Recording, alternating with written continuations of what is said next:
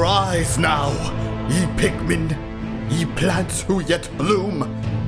The call of Dandori, of the purest form, speaks to us all.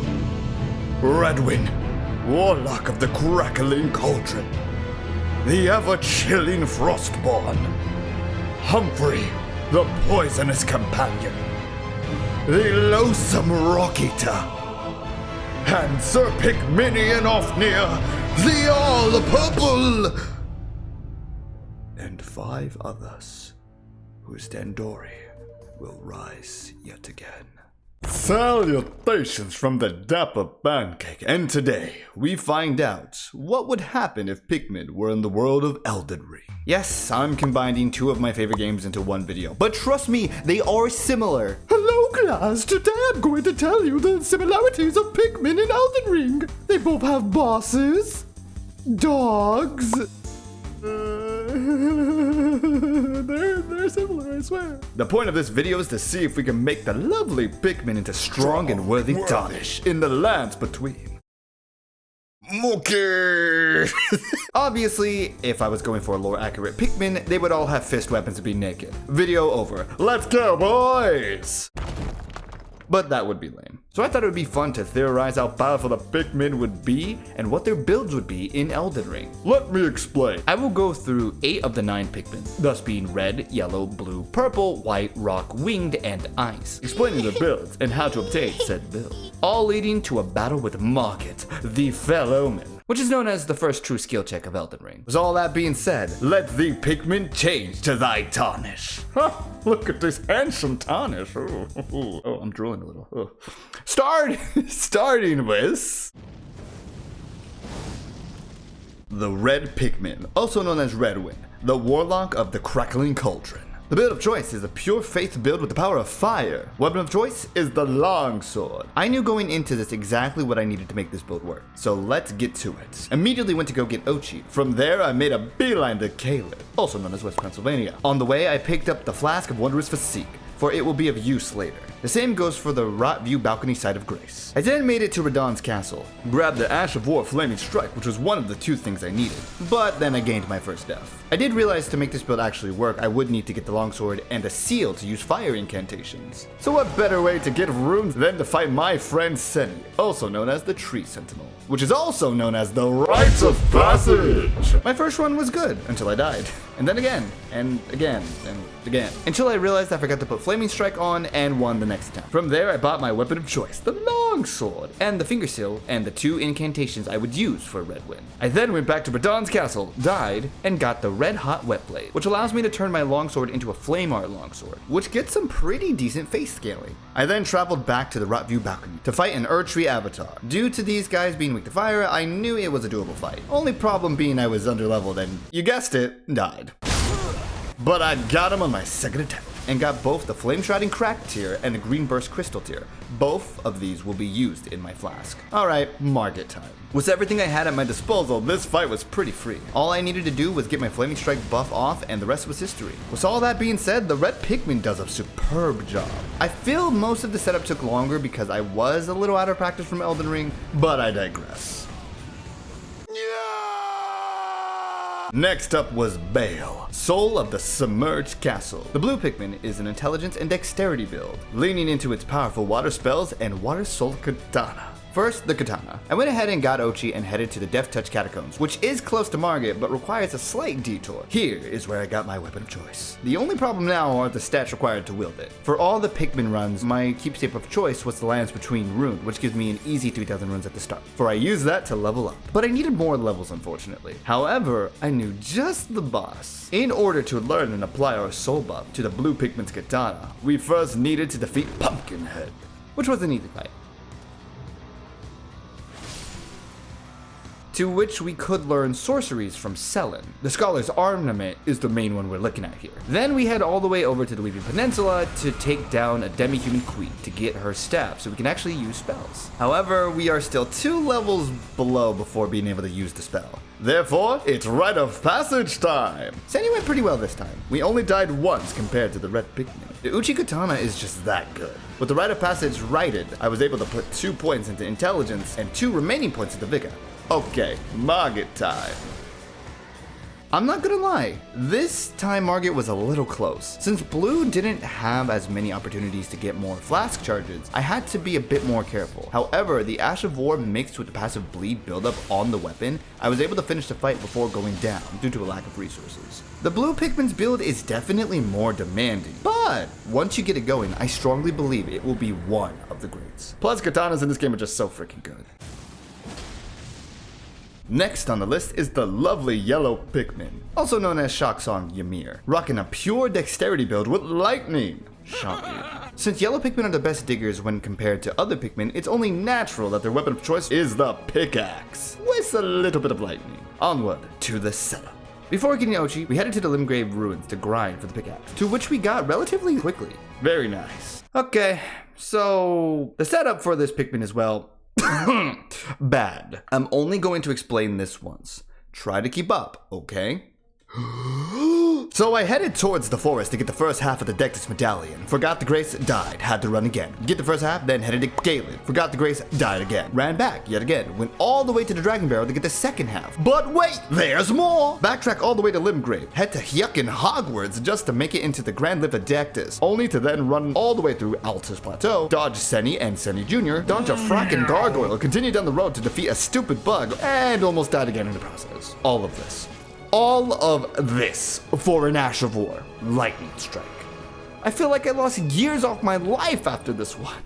I feel like a god. Both the battle with Senny and Margit went really well. This is due to the fact that both Great Hammers and Lightning Strike are both fantastic in the early game, meaning the yellow Pikmin is a force to be reckoned with. The yellow Pikmin's build is superb, only problem being that most new players aren't going to want to go on such a journey to get set tools. Next up is the purple lad himself, Sir Pikminian Ofnir, the all-purple, with a pure strengths build that is very simple to set up.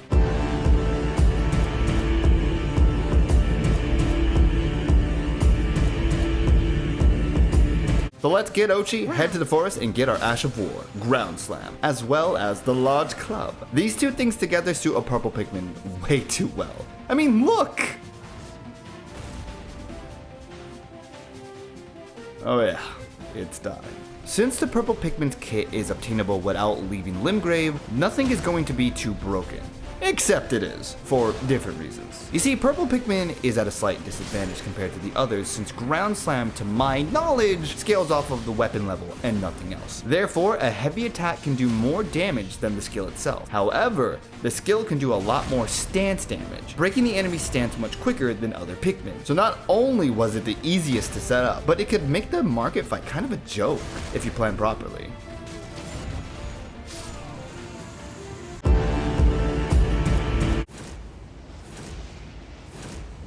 Up next, in no particular order, is Winston, Pilot of the Storms. I'm gonna be honest, I'm not too hyped about this one. We all know that winged Pikmin are not the best attackers, and Elden Ring is no exception. The build of choice is a pure, I pray to the sacred engine that I could survive long enough to do damage and defeat the boss I'm fighting build. More on that later. I grabbed the Lord Sworn Greatsword, Ochi, and took a detour to Night Bernal, where I got the Ash of War Stormblade, which allows the winged Pikmin to fire off wind-like projectiles, to which, like the purple Pikmin, lacks damage.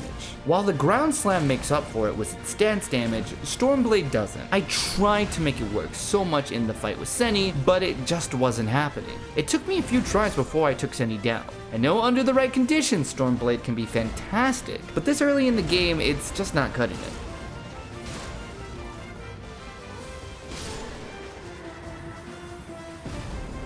Margit time, I guess. So with all this being said, I was prepared to be here for a while. However, by all odds, Stormblade surprised the heck out of me. Being the most underleveled for this fight, I thought I had no chance. But then it hit me. On a boss fight like Margit, you pretty much have to wait your turn to be able to do damage. But with this build of choice, that's not the case. When there is distance, fire off wind projectiles. When there is no distance, use the Greatsword, which is already one of the best weapon types in the game. Plus the extra damage thanks to the Greatsword's higher crit multiplier, Margit was felled on the first attempt. However, I did use almost all of my resources to squeeze out the win. But for how quickly it was to set up the build, it could not be ignored.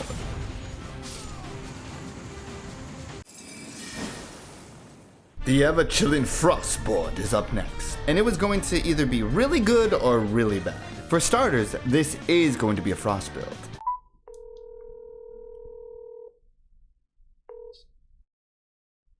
Hello? There's just one problem. We have to farm for our weapon of choice and take down an overpowered boss. Ochi, the usual. From here, we head into the forest and head to the Sophra River main. The Soifra River main. My goodness, Elden Ring, I swear. Down here are the Claymen that have a chance to drop our weapon of choice, the Clayman's Harpoon.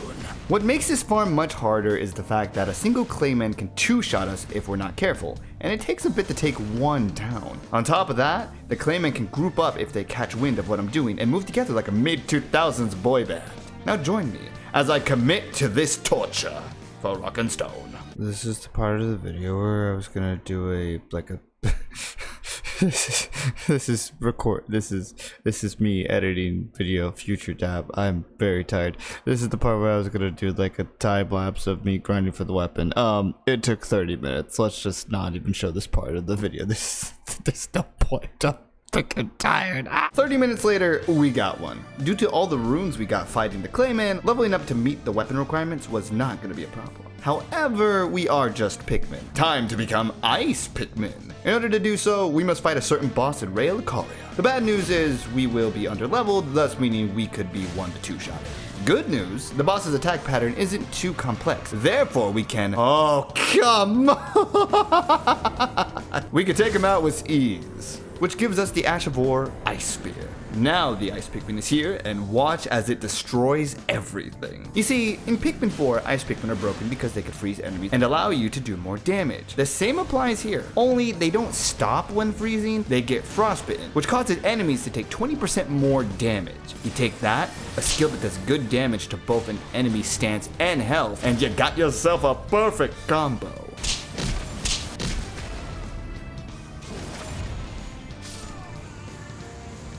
The Ice Pikmin is just crazy, man. Oh no.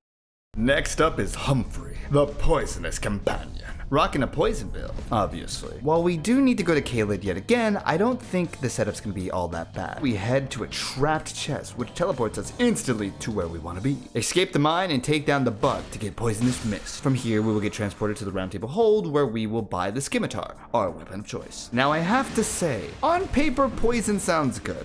Being able to have bosses take damage over time sounds like a dream, and with the Ash of War, it procs really quickly. The only problem is that there's not much damage. I was destroying Senny with sheer power from all the other Pikmin, but White didn't do too well. Let's see how Market goes, I guess. This fight was a little tough. With more levels in both Weapon and Arcane, this build could shine, but as it is now, you could definitely feel that Margit is not meant to be fought right out of the gate. Yes, I was only a level 8. But if I had more runes, I would have just put them in health rather than damage, since it wouldn't have made the biggest difference. Early game in co-op, I could see a play for the White Pikmin, even in a solo mid-end game. But as of right now, literally every other Pikmin is just better. The White Pikmin is just okay. Last, but certainly not least, is the Losum Rockita. Look at that face. Another pure strength build, but with the power of, well, rocks. Secret Chest of Caelid, Castle Verdun, but instead of heading inside, to the side is another bug that drops the skill Cred Blade, which imbues our weapon with powerful gravity-like rocks that increase both normal and stance damage. Let's fight Senny and Market, and just look at the results. It may sound like I'm hyping up this build, but it's all a big joke. In mid and end game, Rock Pikmin would be probably one of the greatest builds out of all the Pikmin. But in early game, there's a big problem. That main problem being that this playstyle involves trading attacks with the bosses. And since I do not have the resources to do such a thing, both the Tree Sentinel and Margit took me a really long time. Margit especially. I kept dying due to the fact that I was trying to trade damage, but my health was just way too low to do so. Having no armor didn't help either. I will admit, I was breaking Margit's stance quickly. For again, this build requires you to be very aggressive. If I had the armor or health, Margit would have went down probably first try. But since I didn't have either of those things and I was trying to be aggressive, this fight just ended up being a slugfest, kind of like with the White Pikmin. So as of right now, Rock Pikmin is not really that great either. But I promise you, Rock Pikmin would in theory be one of the best going into something like the endgame. You just gotta believe me, please. Ugh, this took me like 10 tries, man. I'm crying.